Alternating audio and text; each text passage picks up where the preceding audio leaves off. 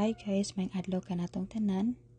Kaya ba ko nga nung nagtanaw mo aning nga video kay usasad mo sa problema aning pag-upload sa inyong document through your Marina account tungod ani lahang file size limit nga 1 MB.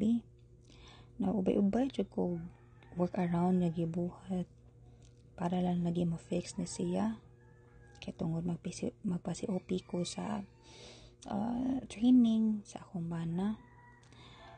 Na mostly sa akong nakita kay nagamit sila cam scanner kay para lagi maubos ang file size to less than 1 MB, which is ako na siyang ibuhat pero di man gyapon siya mo go through. So sundan lang ninyo nga video kung saan na siya pag-fix. Ato lang mo sa inyong Google na inyong i-search or i-type ang kaning JPG to PNG converter. Pilian lang ninyo pinaka-primero.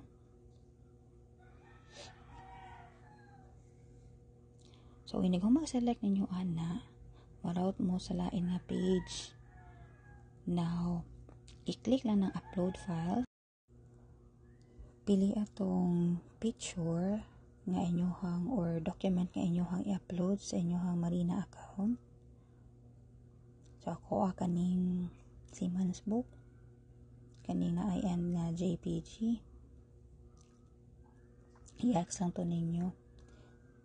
Inagaman na, kayo na siyang i-download. Now, download again na siya. Kayo man na manggod ko o download ani kanina. So, let's just say nga ako na siyang i-download, no? Pag humana na, kay since download naman siya sa ako ang cellphone, dito ko balik sa Marina account. So, let's just say nga manata o login, no? Argo na lang ta sa upload document.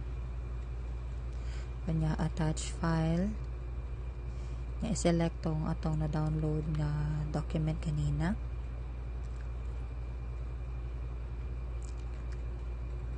So,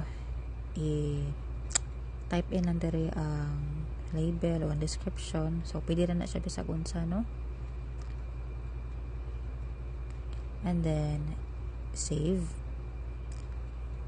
And document successfully uploaded. So, ato ta sa pinakaubos. Tanawon to na to atong na-upload. And, muna na siya. Na-upload na dyan. So, naot nakataba ni nga video. Daghang salamat.